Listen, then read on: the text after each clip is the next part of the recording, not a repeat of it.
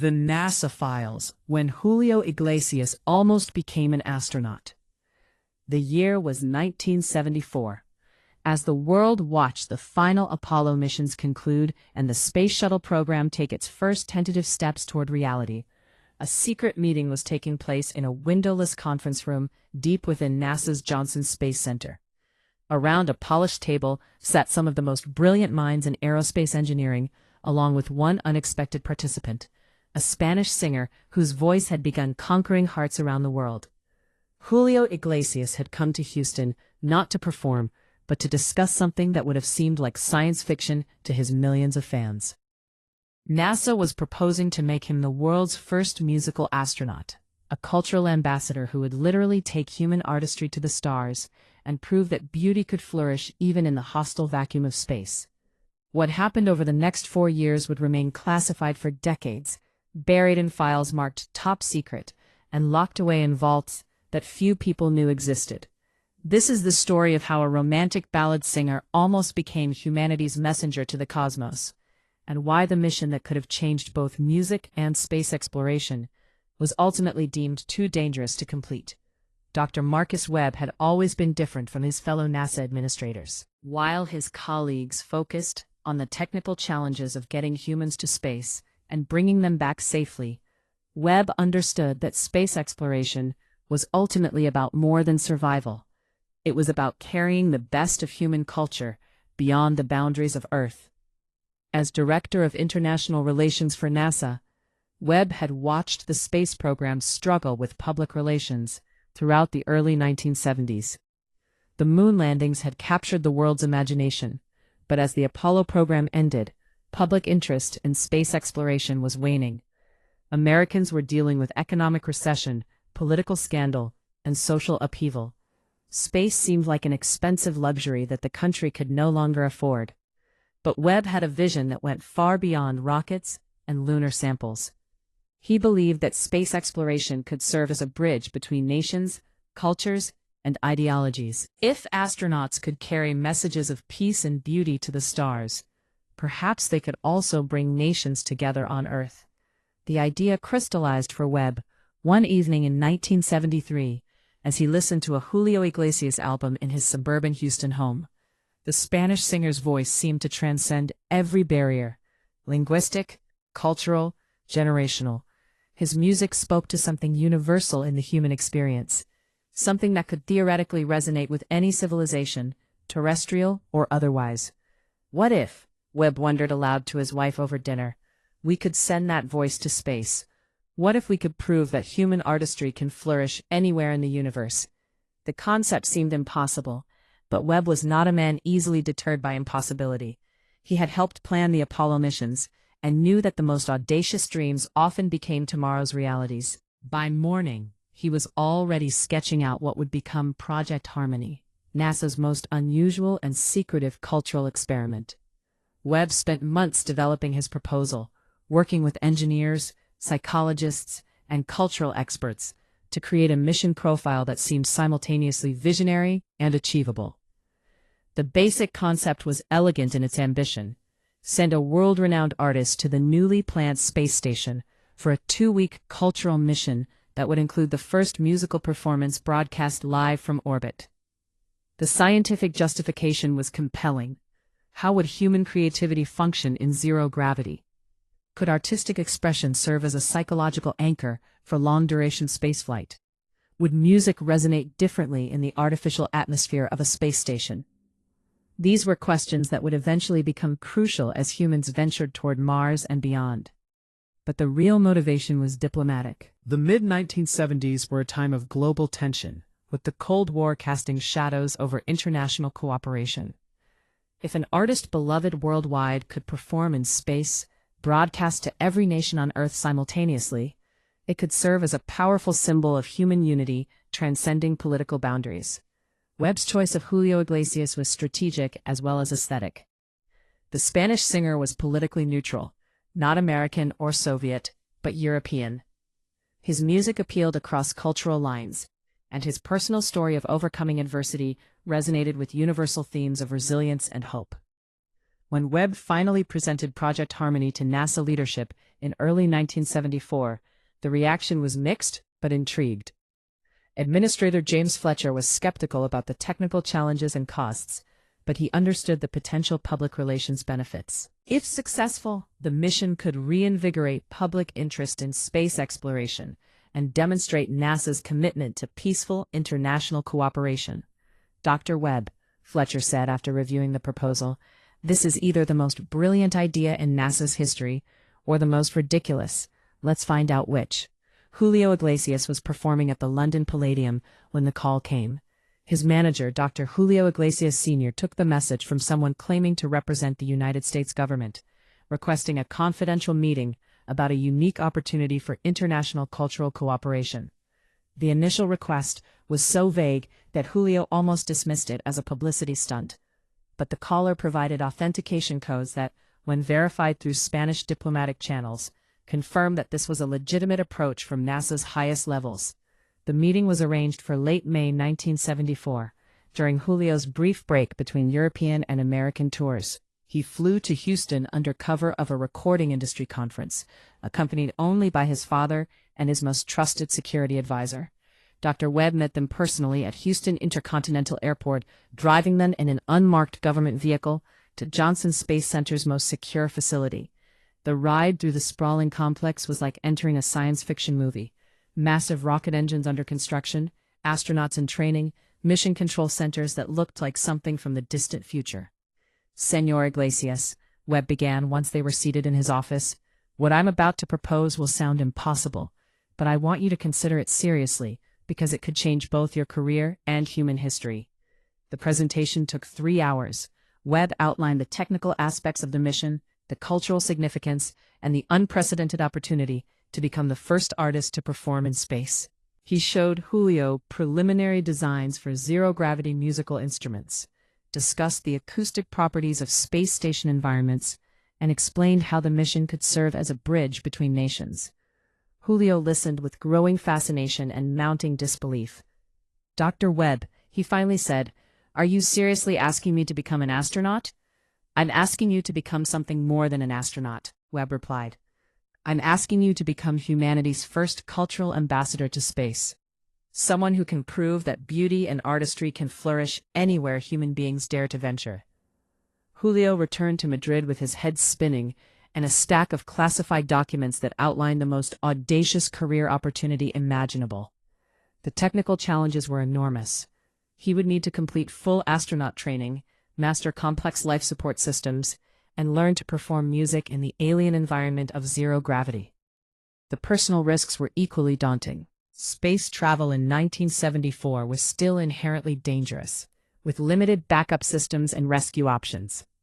If something went wrong during his mission, he could die in orbit while the world watched helplessly from below. But the opportunity was irresistible. Julio had always been drawn to challenges that seemed impossible, from recovering from his football injury to conquering international music markets. The idea of taking human artistry to space appealed to something fundamental in his character, a desire to push beyond every boundary and limitation. His family was horrified. "Julio," his mother pleaded, "you're a singer, not an astronaut. Why risk your life for this crazy American idea?" His father was more pragmatic. "Son, your career is just beginning to peak. Why jeopardize everything for a stunt that might kill you?" But Julio had made his decision. Webb, from Madrid, and uttered the words that would change his life. "Doctor, when do we begin training?" Astronaut training in 1974 was a brutal physical and psychological ordeal designed to prepare human beings for the most hostile environment imaginable. When Julio reported to Johnson Space Center in September 1974, he joined a program that had broken career military pilots and seasoned test pilots. His fellow trainees were skeptical of the Spanish singer who had somehow convinced NASA to let him join their exclusive ranks. "What's he going to do up there?" joked one Air Force colonel. "Serenade the satellites?" But Julio approached the training with the same discipline and determination that had driven his musical career. He mastered complex technical systems, endured punishing physical conditioning, and learned to function effectively in the disorienting environment of zero-gravity simulation. the physical transformation was remarkable. The romantic balladeer, known for his elegant suits and sophisticated stage presence, became a lean, muscled athlete capable of operating complex spacecraft systems under extreme stress. His voice coaches worked with NASA engineers to understand how zero gravity would affect vocal cords and breathing, developing new techniques for singing in space. Perhaps most challenging was learning to play music in weightlessness. NASA engineers designed special instruments that could function without gravity, guitars with magnetic pickups that wouldn't float away, electronic keyboards that could be secured to bulkheads, even a modified piano that used compressed air instead of hammers to create sound. Julio's dedication was extraordinary, recalls Dr. Sarah Mitchell, the flight surgeon who oversaw his medical training. Most astronaut candidates come from military or engineering backgrounds where following intense protocols is normal. Julio was an artist, but he approached training with scientific precision. As Julio's training progressed, NASA began conducting classified experiments to understand how music would function in the space environment. The results were both fascinating and troubling.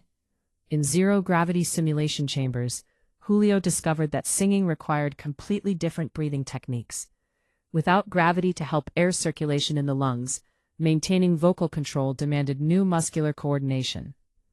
The engineers worked with him to develop breathing exercises that could maintain vocal quality in weightlessness. Even more complex were the acoustic challenges. Sound behaves differently in the artificial atmosphere of a spacecraft, with unusual reverb patterns and frequency distortions. The team spent months experimenting with audio equipment that could capture and broadcast Julio's performance in a way that would sound natural to Earth-based audiences. The psychological experiments were equally revealing. NASA psychologists wanted to understand how creative expression might serve as an anchor for astronauts during long-duration missions. They subjected Julio to isolation chambers, stress tests, and sensory deprivation exercises, while measuring his ability to maintain musical performance under extreme conditions. "We discovered something remarkable," explains Dr. Robert Chen, the mission psychologist. Julio's musical abilities actually enhanced his stress tolerance.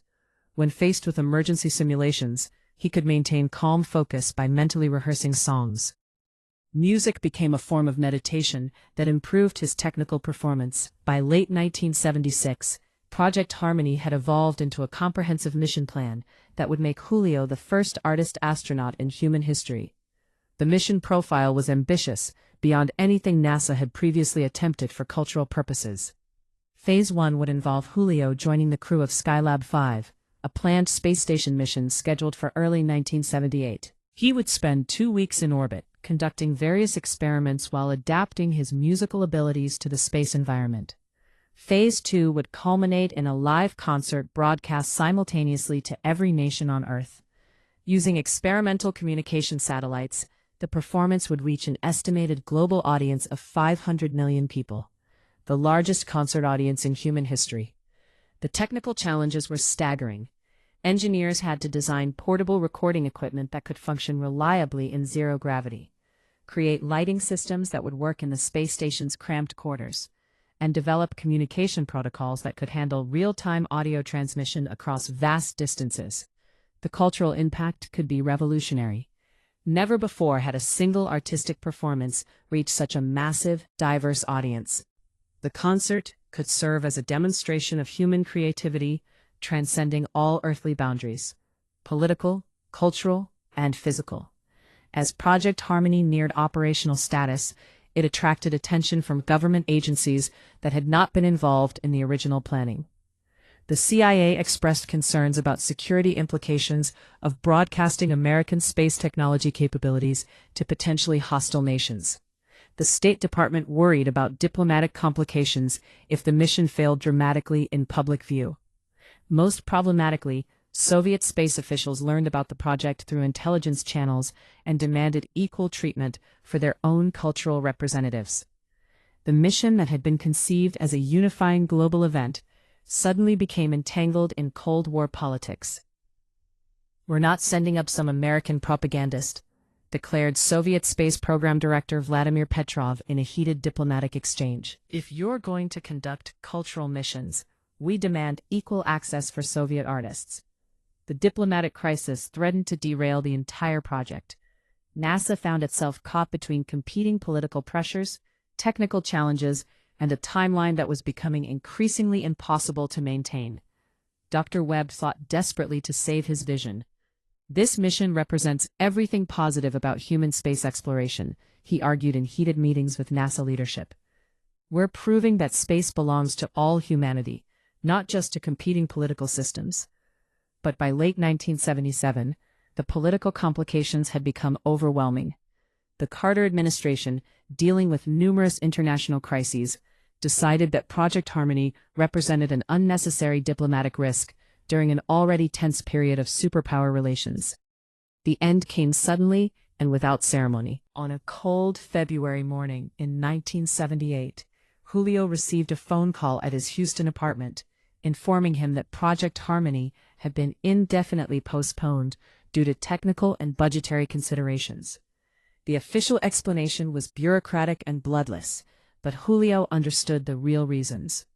The mission had become a political liability, caught in the grinding machinery of international relations that reduced visionary dreams to calculated risks. "We're sorry, Julio," Dr. Webb told him in a private meeting that afternoon. "The technology was ready, you were ready, but the world apparently wasn't ready for what we were trying to achieve." The cancellation was devastating for everyone involved.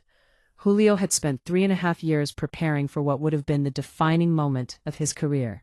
The NASA team had developed revolutionary technologies and procedures that would now gather dust in classified storage facilities.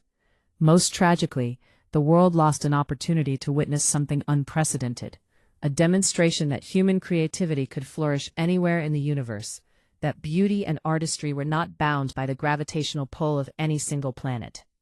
In the months following the cancellation, NASA systematically classified all documents related to Project Harmony. The official record showed only that Julio Iglesias had participated in cultural consultation activities related to future space missions. Julio was required to sign extensive non-disclosure agreements that prevented him from discussing his astronaut training or the aborted mission for 25 years. The story that could have redefined his public image was buried in government files marked top secret and locked away from public view. His fellow astronaut candidates were reassigned to other missions or transferred to different programs. The specialized equipment designed for zero-gravity musical performance was stored in secure warehouses, its existence known only to a handful of engineers and administrators. Dr. Webb retired from NASA shortly after the cancellation, his career-defining project reduced to a footnote in classified mission reports. He would spend the rest of his life wondering what might have happened if the world had been ready for his audacious vision. "We came so close," he would later reflect in private interviews. "For a brief moment, we had the technology and the talent to prove that human artistry knows no boundaries. Politics killed it, but the dream was real." In the years following the cancellation, Julio often imagined how different his life might have been if Project Harmony had succeeded. Instead of being known primarily as a romantic balladeer, he would have been remembered as the first artist astronaut, the man who took human music to the stars. The concert from space would have been watched by hundreds of millions of people, creating a shared global experience unlike anything in human history. The image of Julio floating weightless in a space station, guitar secured by Velcro straps, voice carrying across the void to reach every nation on Earth simultaneously, could have become one of the most iconic moments of the 20th century. The technological innovations developed for the mission would have advanced space exploration by decades. The psychological research into creativity under extreme conditions would have informed the design of long-duration missions to Mars and beyond. Most importantly, the mission would have demonstrated something profound about human nature, that beauty, artistry, and creative expression are not luxuries to be abandoned in harsh environments, but essential components of what makes us human, worthy of carrying to the farthest reaches of the cosmos. Although Project Harmony never reached orbit, its influence on both Julio's career and NASA's approach to space exploration was profound and lasting.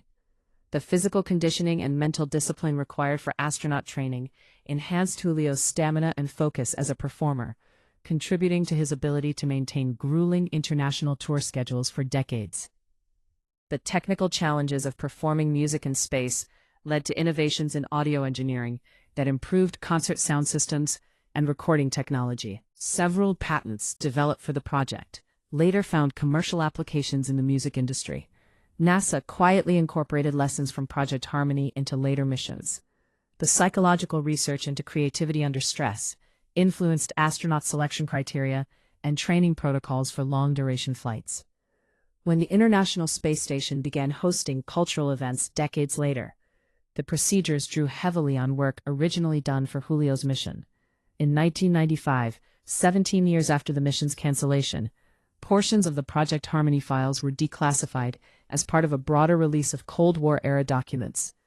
The revelation that Julio Iglesias had trained as an astronaut created a brief media sensation, though many details remained classified. Julio, finally able to discuss the experience publicly, gave a few carefully worded interviews about his time at NASA. "It was the most challenging and inspiring experience of my life," he said.